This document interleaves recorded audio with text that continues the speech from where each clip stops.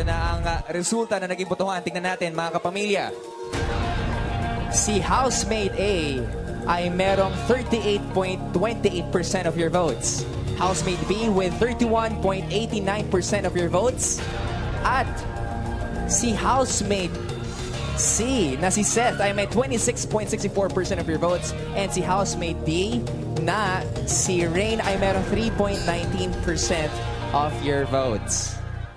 Ayan na nga mga kapamilya. Pero ngayon, balikan muna natin ang dalawang housemates na hindi na magiging parte ng Big Four. Big Brother?